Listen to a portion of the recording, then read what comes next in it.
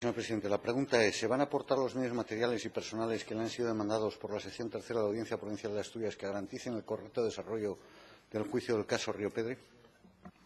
Gracias, señoría. El Consejo de Gobierno tiene la palabra. Sí, presidente. Señoría, el Principado ha puesto a disposición del Tribunal todos los medios que se pueden poner, teniendo en cuenta las limitaciones de espacio y la configuración del edificio. Gracias, señor consejero. Señor Cuervos Mons, tiene la palabra. Muchas gracias, señor presidente. Señor consejero, el pasado 29 de marzo, el presidente de la Audiencia aseguraba carecer de los medios deseables para el juicio del caso Renero. No es una cuestión que este grupo se haya inventado. Decía que no eran los medios más idóneos y que estaban al límite de eficacia. No es la primera vez que la propia justicia, en noviembre de 2014, y con ocasión del informe de la Sala de Gobierno del TSJA, los jueces asturianos, y tengo aquí el eco del medio de comunicación, denunciaban la carencia de medios para luchar contra la corrupción. Yo sé que usted, creo recordar, en alguna comisión o en algún medio ha contestado raudamente, incluso creo recordar un poco airadamente, ¿no?, afirmativamente, que ustedes ponen todos los medios. Y yo quiero, señor consejero, que hoy reflexione usted en global sobre este caso, ya no solo respecto de los medios del juicio. Y yo quiero pensar que usted es consciente que estamos hablando del mayor caso de corrupción política que se ha producido nunca en Asturias y que ha aparecido en nuestra comunidad en su historia. Corrupción que se produce bajo un gobierno socialista, el del señor Areces, que hoy ocupa felizmente para celebrar un escaño del Senado y que nunca ha asumido una sola responsabilidad política por este caso. Yo no sé cómo ustedes, y me refiero al Partido Socialista, a usted personalmente, al propio presidente del Principado, pueden afirmar con todo descaro, y le he oído, que se han ocupado y preocupado de los medios de nuestra Administración de Justicia y de ocuparse de estos casos de corrupción.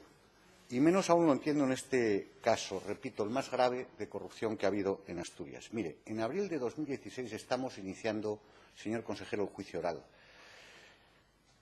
sobre un caso que conmovió a Asturias entera. Yo todavía tengo la imagen en la retina del 25 de enero de 2011, donde veíamos que el consejero de Educación y su directora general, la señora Otero y el señor Río Pedro, ingresaban en prisión esposados. Eso nunca se había visto en esta región y en esta comunidad. Solo la instrucción de este caso, señor consejero, duró 3 años, casi 4 años. Para ser exactos, 3 años y 9 meses. ¿De verdad me puede decir usted que pusieron durante todo este tiempo todos los medios, señor consejero, para la instrucción y que facilitaron la labor desde el Gobierno?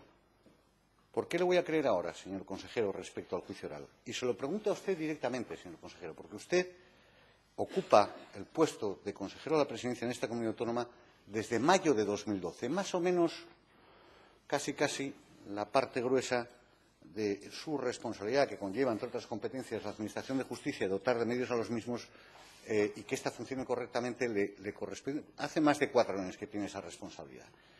Mire, en el anterior punto del orden del día, y yo no quiero inmiscuirme en las preguntas de otros grupos parlamentarios, pero el Grupo Podemos le acaba de preguntar, y le reconozco que con buen criterio, cuáles son los motivos por la tardanza de remitir un informe o actuaciones que haya hecho la Administración del Principado hasta ahora, hasta el 2016.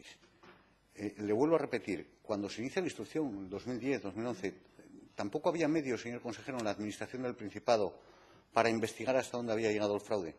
¿Tanto tardaron ustedes en contar las mesas y las sillas que no llegaban a los centros de educación y, sin embargo, se pagaban desde el Principado, señor consejero? ¿Cómo le podemos creer, señor Martínez? ¿Cómo le puedo creer yo? Yo no tengo capacidad para creerle ya. Yo le pido, señor consejero, en definitiva, una cierta mesura y una cierta humildad. Le digo, creo que no se ha podido gestionar peor las cosas y al menos este grupo parlamentario, a estas alturas, el que usted garantice que se van a facilitar los medios para la correcta celebración del juicio oral no le puede servir para sacar pecho, señor consejero. Se lo digo sinceramente. Lo más importante para este grupo parlamentario es señalar que pensamos y creemos, y más a la vista de lo que ha ocurrido en las últimas fechas en que aparecen esos informes que se remiten al juzgado y sobre los que tendremos sin duda oportunidad de hablar en esta Cámara, es que cada vez que hay un caso de corrupción socialista en Asturias que afecta a su gobierno, ustedes hacen dos cosas. Una, soltar un discurso muy bonito sobre la transparencia y sobre que quieren salga toda la luz y sobre que van a colaborar con todo el mundo, pero luego la actuación es la contraria, señor consejero. Es la opacidad, es la obstrucción, es la ocultación de información y el entorpecimiento de las causas. Y eso no lo van a poder ocultar, señor consejero, ni usted ni nadie de su gobierno. Y lo estamos viviendo en más asuntos que les atañe. Lo llevamos viviendo mucho tiempo en esta región.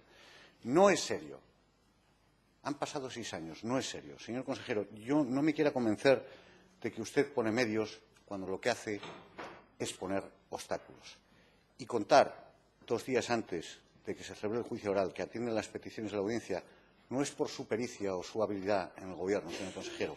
Es porque las protestas de los órganos judiciales se lo reclaman a gritos. Nada más y muchas gracias.